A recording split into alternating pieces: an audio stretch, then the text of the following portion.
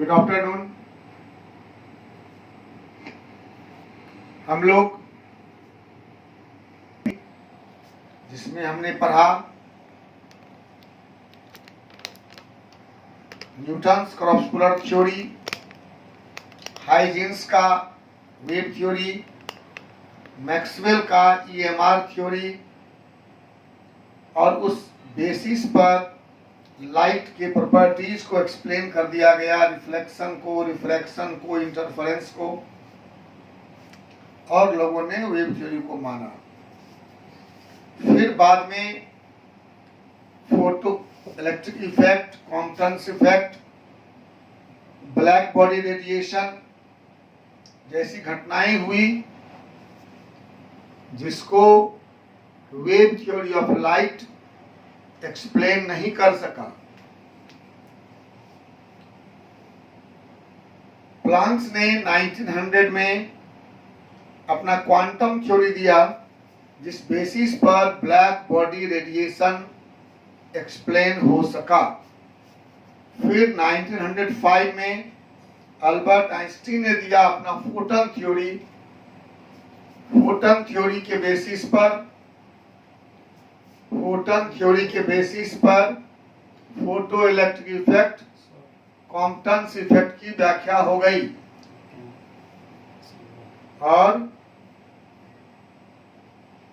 ये माना गया कि इसका मतलब दुनिया में सब मैटर है, सब वेव है, जिसे हम डुअल बिहेवियर कहते हैं। 1924 में लुइस डी ब्रॉगली ने अपना हाइपोथेसिस दिया। उसने कहा कि dual behaviour not shown by waves only, particles also show dual behaviour, और उसको दिखाया कि जो माइक्रो पार्टिकल्स हैं उनमें डुअल बिहेवियर दिखता है हम लोगों को। जो लार्ज बॉडी है उसमें मेटेरियल प्रॉपर्टी डोमिनेट करता है और जो रेडिएशंस हैं उसमें वे प्रॉपर्टी डोमिनेट करता है, लेकिन दुनिया में सबों के पास डुअल बिहेवियर है। डी ब्रॉगली हाइपोथेसिस के बेसिस पर 1927 में हाइजेनबर्ग ने अपना अनसर्टेनिटी प्रिंसिपल दिया। हाइजेनबर्ग ने भी कोई एक्सपेरिमेंटल वेरिफिकेशन नहीं किया था, जैसे डी ब्रॉगली भी नहीं किए थे, लेकिन डी ब्रॉगली के हाइपोथेसिस को बाद में डेविसन और जर्मर ने और जीपी थॉमसन ने एक्सपेरिमेंटली वेरीफाइड किया। उन्होंने दिखाया कि इलेक्ट्रॉन का डिफ्रैक्शन एक्सरे के डिफ्रैक्शन के समान होता है, और चूंकि एक्सरे वेव है इसका मतलब इलेक्ट्रॉन का बीम भी वेव की तरह बिहेव करता है। अल्बर्ट आइंस्टीन उसको पहले से मान ही रहे थे और फिर श्रोडिंगर ने उसी आधार पर अपना इक्वेशन भी दिया। तो ये हम लोग पढ़ चुके हैं। अभी हम लोग आज पढ़ते हैं Heisenberg's uncertainty principle.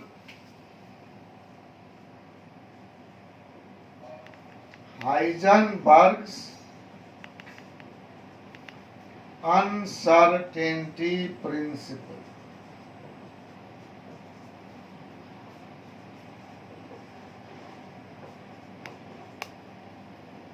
Heisenberg's uncertainty principle, इस प्रिंसिपल में हाइजेनबर्ग ने कहा कि it is position and exact momentum of a moving micro particle. उसने तो वैसे इलेक्ट्रॉन को लेकर दिया। मोमेंटम क्या होता है? P = mv। m तो कांस्टेंट है, इसलिए m नहीं निकाल सकते हैं, ऐसा नहीं कह सकते हैं। तो एक्चुअली v वेलोसिटी और पोजीशन, किसी भी मूविंग माइक्रो पार्टिकल का पोजीशन और वेलोसिटी हम साथ साथ सही नहीं निकाल सकते। अगर हम पोजीशन निकाल लेंगे तो मोमेंट वेलोसिटी नहीं निकाल पाएंगे, वेलोसिटी निकाल लेंगे सही तो मोमेंटम सही निकाल लेंगे, एक्यूरेट वैल्यू नहीं आएगा। साथ निकालेंगे तो एक्यूरेट नहीं आएगा, और अगर एक्यूरेट निकालना चाहते हैं तो अलग निकालेंगे। कभी मोमेंटम निकालेंगे वहां पोजीशन पता नहीं रहेगा, जब पोजीशन निकालेंगे तो मोमेंटम पता नहीं रहेगा। ठीक है, जिसको हम सिंपल भाषा में कहते हैं it is impossible to determine the point accurately. Heisenberg ने अपने इस प्रिंसिपल के लिए एक इक्वेशन दिया। उसने कहा 4 पाई, और चूंकि P आप जानते हो P बराबर mv होता है, इसलिए आप कह सकते हैं, उसने कहा कि delta x into delta P is greater than equal to h by 4 pi, जहां डेल्टा x है uncertainty in the determination of position, कि पोजीशन जो निकाले हैं वो कितना अनसर्टेन है, मतलब वो वैल्यू कितना एक्यूरेसी वैल्यू में नहीं है। जैसे मान लीजिए आप निकाले किसी का पोजीशन कि वो 4 मीटर पर है, तो वो 4 मीटर से 2-4 सेंटीमीटर आगे पीछे भी हो सकता है। ठीक है, और डेल्टा P हुआ uncertainty in the determination of momentum.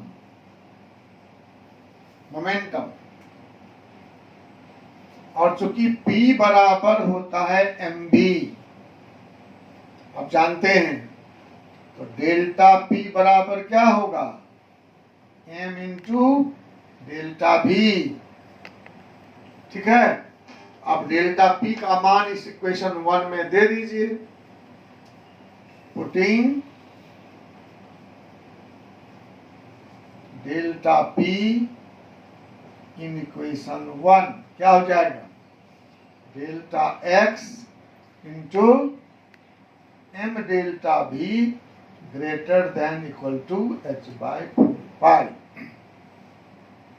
अब चाहे तो m को राइट में ले जाएं तो क्या हो जाएगा, delta x into delta v greater than equal to h by 4 pi m, जहां डेल्टा v क्या हुआ, डेल्टा v हुआ uncertainty in the determination of velocity. ठीक है, ये 2 फॉर्मूला आपको मिला जिस पर आप न्यूमेरिकल बनाएंगे। एक ये फॉर्मूला है और ये फॉर्मूला है। ये कहता है कि इससे बराबर या बड़ा होगा, इसलिए हम लोग सवाल बनाएंगे बराबर मान के, मिनिमम मान के, जो सबसे छोटा वैल्यू है वो निकालेंगे। उससे बड़ा हो सकता है, छोटा तो होगा नहीं। ठीक है, तो अब देखिए,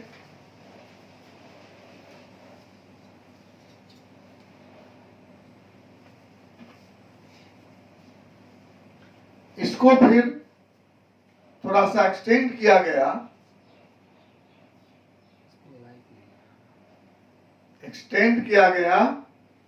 कि किसी सिस्टम के पास कितना एनर्जी है और वह एनर्जी कितने टाइम तक रहेगा, ये भी नहीं निकाला जा सकता है। तो हम वहां आते हैं, उससे पहले देखिए इसको हम कैसे देख सकते हैं कि delta P into delta x greater than equal to h by 4 pi, ये इक्वेशन कहता है, एक्सपेरिमेंट की बात नहीं है।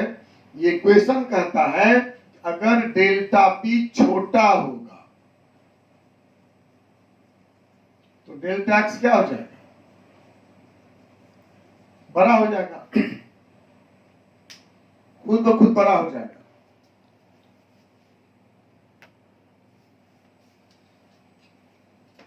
अगर डेल्टा पी छोटा होगा तो डेल्टा एक्स खुद ब खुद बड़ा हो जाएगा। ठीक उल्टा सोचिए ना, इसको h/4 कम से कम होना है, तो अगर ये छोटा होगा तो ये बड़ा होगा, उल्टा अगर ये बड़ा होगा तो ये छोटा होगा। नहीं, तो ये मैथमेटिक्स कह रहा है इटसेल्फ, अगर एक बढ़ेगा तो एक घटेगा, दोनों छोटा हो संभव नहीं है। सोचिए अगर हम डेल्टा पी 0 कर दें,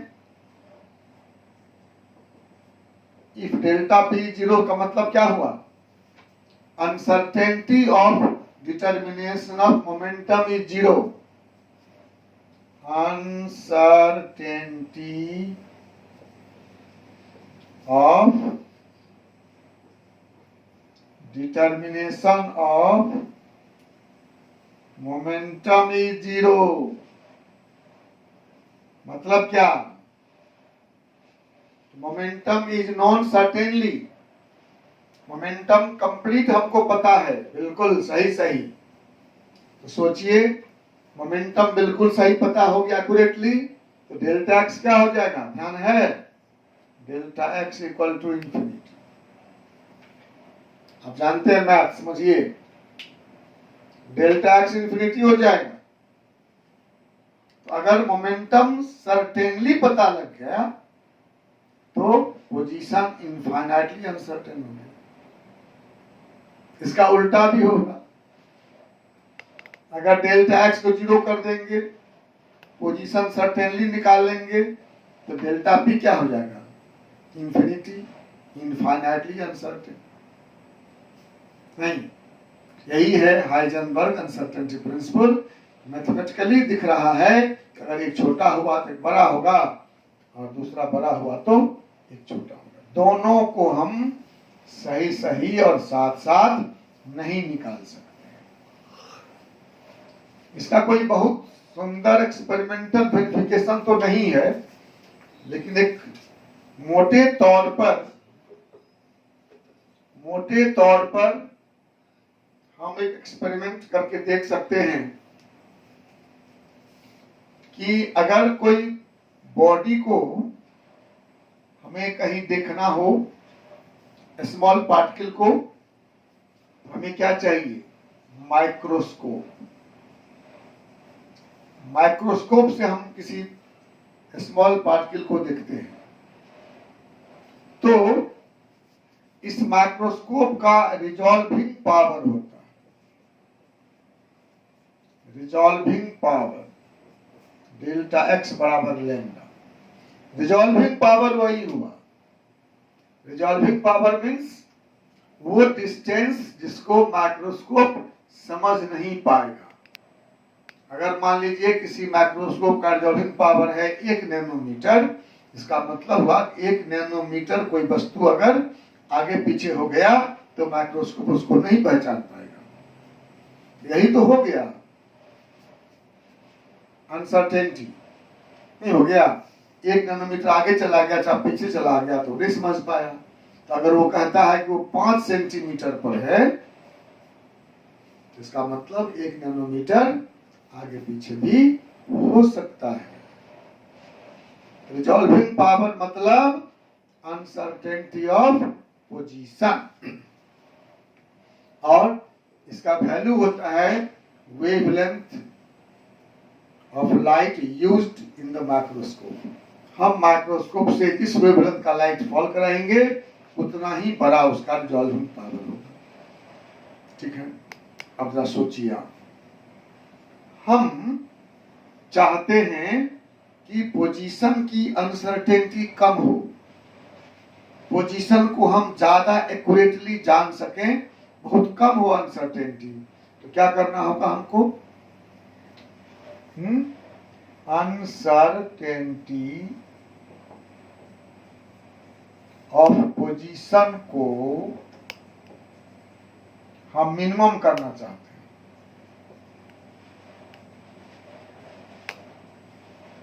मिनिमम। इसका मतलब क्या हुआ? Lambda should be small minimum, lambda smaller ना पड़ेगा, और ई बराबर होता है hc बाय लैम्डा। अगर लैम्डा लेंगे हम बहुत छोटा स्मॉलेस्ट, एनर्जी क्या हो जाएगा? हाईएस्ट ना। hc कांस्टेंट है, लैम्डा छोटा कर देंगे तो ई बड़ा हो जाएगा। मतलब हाई एनर्जी वाला वेव आएगा यहाँ। जब ही हाई एनर्जी का वेव आके हमारे पार्टिकल्स को टकराएगा तो वह उसके एनर्जी को बहुत बढ़ा देगा, तो momentum will increase, momentum will change abruptly, abrupt change हो। मतलब बहुत ज्यादा मोमेंटम बढ़ जाएगा। मोमेंटम बढ़ेगा मतलब वेलोसिटी बढ़ेगी, तो डेल्टा भी क्या हो गया? Large, very large. हमने चाहा कि पार्टिकल का हम पोजीशन एक्यूरेटली निकालें, मिनिमम अनसर्टेनिटी हो, मोमेंटम हमारा एब्रप्टली बहुत बढ़ गया। उसका उल्टा भी सोच सकते हैं। उल्टा में क्या होगा? अगर हम चाहते हैं कि मोमेंटम मिनिमम हो तो हम लो एनर्जी का वेव फॉल कराएंगे। अगर हम लो एनर्जी का वेव फॉल कराएंगे तब क्या होगा सोच लीजिए। लैम्डा छोटा होगा, सॉरी लैम्डा बड़ा होगा, एनर्जी छोटा होना चाहिए, तो लैम्डा बड़ा होगा, और लैम्डा बड़ा हुआ तो पोजीशन का अनसर्टेनिटी बढ़ जाएगा। इस हिसाब से हम देखते हैं कि हम एक को छोटा करना चाहते हैं तो दूसरा बड़ा हो जाता है, दूसरा छोटा करते हैं तो पहला बड़ा हो जाता है। और इसको एक्सटेंड किया गया, और एक्सटेंड करके हम देखते हैं कि delta E into delta T is equal to greater than h by 4 जहां डेल्टा है uncertainty in the determination of energy, और डेल्टा टी है uncertainty in the determination of time.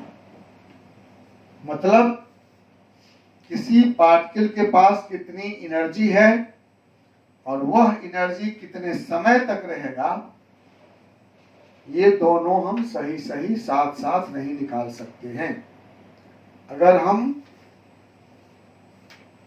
Energy निकाल लेंगे एक्यूरेटली, मान लीजिए ऑलमोस्ट इतना एनर्जी है, तो वो एनर्जी कितना देर रहेगा ये नहीं निकाल सकते। और अगर हम टाइम निकालेंगे ये एनर्जी कितना देर तक है, वो टाइम निकालेंगे तो हम एनर्जी का अनसर्टेनिटी नहीं जान पाएंगे।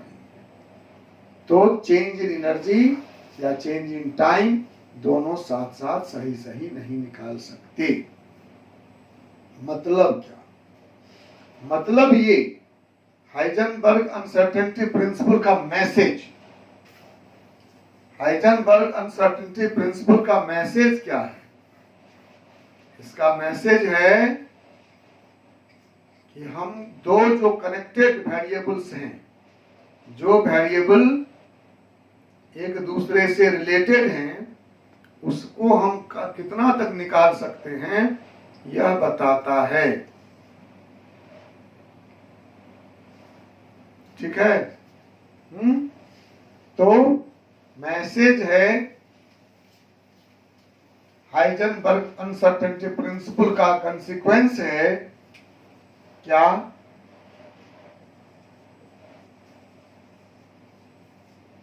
It gives limit to our knowledge with which we can determine two connecting variables. Two connecting variables, जो दो वेरिएबल आपस में जुड़े हुए हैं, उस दो कनेक्टिंग वेरिएबल्स को हम कैसे निकाल सकते हैं? कितना हद तक लिमिट्स, कितना हद तक हम उसका सही निकाल सकते हैं वेरिएबल का वैल्यू, ये बताता है हाइजेनबर्ग अनसर्टेनिटी प्रिंसिपल। हमको लिमिट करता है, इससे ज्यादा सही वैल्यू तुम नहीं निकाल पाओगे। जितना वैल्यू निकालते हैं हम लोग, सब में कुछ एक्यूरेसी है, इनएक्यूरेसी है, सॉरी। और दूसरा है कि क्वेश्चन पूछता है कि कैसे साबित करेंगे आप कि इलेक्ट्रॉन न्यूक्लियस में एग्जिस्ट नहीं कर सकता है।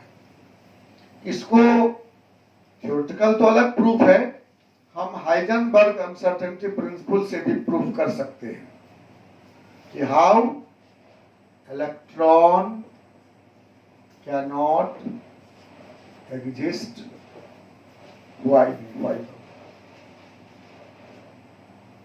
In the nucleus. कैसे आप साबित करें? हाइजेनबर्ग प्रिंसिपल से भी कर सकते हैं। जैसे मान लीजिए कोई एटम है, इस एटम का डायमीटर होता है नियरली 10 पावर -15 मीटर। एटम का डायमीटर है 10 पावर -15 मीटर। तो अगर इलेक्ट्रॉन इस न्यूक्लियस में है, अगर इलेक्ट्रॉन इस न्यूक्लियस में है, तो इसी बीच में कहीं ना होगा इलेक्ट्रॉन। इसका मैक्सिमम अनसर्टेनिटी कितना हो सकता है? Maximum uncertainty of position of electron within the nucleus is 10 power -15 metre. कितना ही हो सकता है, अधिक से अधिक इस बीच में कहीं है, तो यहां हो चाहे यहां हो चाहे यहां हो। अधिकतम अनसर्टेनिटी है 10 पावर -15 मीटर। और इसका मास जानते हैं आप, 9.1 10 -31 kg। फॉर्मूला है हमारा delta V into delta X is greater than equal to h/4πm। Equal to greater than, तो मिनिमम इतना या उससे बड़ा हो सकता है। तो हम निकालते हैं डेल्टा V बराबर h/4πm delta X। Minimum delta भी कितना आएगा? H आएगा 6.625 10 पावर -34 जूल सेकेंड। 4 तो 4 है, पाई 3.14 आएगा। M 9.1 10 power -31 kg। और V डेल्टा X कितना? 10 पावर -15 मीटर। इसको जब हम हल करेंगे तो कितना आएगा? 6.625 इंटू 4 इंटू 3.14 इंटू 9.1 10 पावर -34 यहाँ है, यहाँ -31 है, तो -34 से -31 कट गया, 3 बचा। ये -15 ऊपर जाएगा तो +15 हो जाएगा। -3 अब +15 कितना हुआ? 12 मीटर। इसको अगर हल करेंगे तो ये ऊपर में 6 है, यहाँ 4 या 12, करीब 100 हो जाएगा। इसको हल करेंगे तो लगभग आएगा ये समथिंग इंटू 10⁻11 मीटर। ये क्या निकला? इलेक्ट्रॉन के वेलोसिटी की अनसर्टेनिटी। अगर इलेक्ट्रॉन न्यूक्लियस में रहता, अगर इलेक्ट्रॉन न्यूक्लियस में रहता तो इलेक्ट्रॉन के वेलोसिटी का यह अनसर्टेनिटी हुआ, है ना। हमने माना कि इलेक्ट्रॉन न्यूक्लियस में है, इस न्यूक्लियस का डायमीटर है 10⁻⁻15 मीटर, इसलिए इलेक्ट्रॉन का मैक्सिमम पोजीशन का अनसर्टेनिटी 10⁻⁻15 मीटर। और मास हम लोग को मालूम है 9.1 10⁻31 kg होता है। तो हम निकाले डेल्टा V का minimum value greater than equal to h/4 πm है, मतलब इसका मान h/4 πm के बराबर या उससे बड़ा होना है। तो हम मान लिए कि बराबर ही होगा, छोटा ही लेते हैं, मिनिमम लेते हैं। h/4 πm delta x, h का मान 6.625 10⁻34 जूल सेकेंड, 4 तो 4 है, पाई का मान 3.14 जानते ही हैं, m का मान 9.1 10⁻31 kg मालूम है, और डेल्टा x का मान दिए 10⁻15 मीटर। इसको हल करेंगे, ये वैल्यू जो भी आएगा गुना भाग कर लेंगे आप, ये 10 का पावर 12 है। इसको अगर एक डिसिमल प्लेस में लाएंगे तो 11 होगा। ये हुआ वेलोसिटी का अनसर्टेनिटी मिनिमम, कम से कम। और आपको मालूम है वेलोसिटी कितना हो सकता है मैक्सिमम? मैक्सिमम वेलोसिटी किसी का भी कितना हो सकता है? 3.0 इंटू 10⁻8 मीटर पर सेकेंड। ये लाइट का वेलोसिटी है। लाइट के वेलोसिटी से बड़ा किसी का वेलोसिटी नहीं हो सकता है, ठीक है। मतलब किसी पार्टिकल का, इलेक्ट्रॉन का मैक्सिमम वेलोसिटी 3 इंटू 10⁻8 मीटर पर सेकेंड, ये भी हुआ मैक्सिमम। और डेल्टा भी मिनिमम हुआ x इंटू 10⁻11 मीटर पर सेकेंड। सोचिए x का मान जो आएगा यहां, मतलब वेलोसिटी से 1000 गुना हो गया अनसर्टेनिटी। जितना वेलोसिटी मैक्सिमम हो सकता है उससे 1000 गुना ज्यादा वेलोसिटी का अनसर्टेनिटी हो गया। ये पॉसिबल नहीं है। किसी भी फिजिकल क्वांटिटी के वैल्यू से बड़ा अनसर्टेनिटी कैसे हो सकता है? कोई चीज हम लोग नापते हैं लंबाई, मान लीजिए तो मान लीजिए 5 मीटर हुआ। अब कोई बोलता है कि नहीं 5 मीटर नहीं, देखो 5 मीटर गलत हो गया, कुछ कम ज्यादा हो सकता है, होगा। फिर से नापो तो क्या होगा? 5 मीटर से अगर कुछ कमी है तो क्या 50 मीटर कम होगा? टोटल लंबाई था 5 मीटर, थोड़ा कम ज्यादा हुआ तो होगा कितना? 50 मीटर कम बेसी हो सकता है कि सेंटीमीटर में होगा? नहीं। तो अनसर्टेनिटी छोटा होगा हमेशा। कोई हम बोलेगा कि हम 2 दिन के लिए बाहर जा रहे हैं, अब उससे पूछिए एक्यूरेट आ जाइएगा 2 दिन के बाद, नहीं 2-4 साल तो आगे पीछे हो सकता है। तो 2 दिन के लिए जो बाहर जा रहा है उसका 2-4 साल आगे पीछे कैसे हो सकता है? नहीं। दिन है तो दिन में हो सकता है, घंटा है, हम जा रहे हैं 2 घंटे के लिए मार्केट, तो लेट कितना हो सकता है? 2-4 दिन। 2 घंटे में जा रहे हैं तो 10-20 मिनट लेट हो सकता है, आधा घंटा हो सकता है।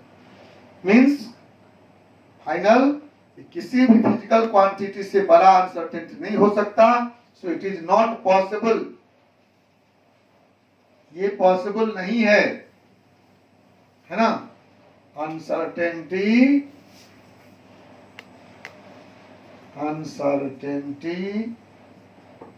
can't be larger than that of a physical quantity. सो इसका मतलब क्या हुआ? ये असंभव है, ऐसा नहीं हो सकता, ऐसा नहीं हो सकता। इसका मतलब क्या हुआ? डायमीटर तो फिक्स है उसका, इसका मतलब हुआ इलेक्ट्रॉन न्यूक्लियस में नहीं रह सकता। मैथमेटिकली ये प्रूव हुआ। वैसे और भी थ्योरी उसके हैं, उससे अपना बहस नहीं है। यही था हाइजेनबर्ग अनसर्टेनिटी प्रिंसिपल और de Broglie hypothesis. Heisenberg uncertainty principal के बल पर श्रोडिंगर ने अपना इक्वेशन दिया और श्रोडिंगर का इक्वेशन ही क्वांटम मैकेनिक्स का बेस है। इसी पर पूरा क्वांटम मैकेनिक्स का बिल्डिंग खड़ा है, जो अभी साइंस के सारे प्रॉब्लम को जितना प्रॉब्लम दुनिया में है सबको हल करने की क्षमता रखता है, यही क्वांटम मैकेनिक्स। ठीक है, इसको अच्छा से पढ़िए, न्यूमेरिकल से बनाइए, जो नहीं बने हमसे पूछिए। ठीक है, थैंक यू।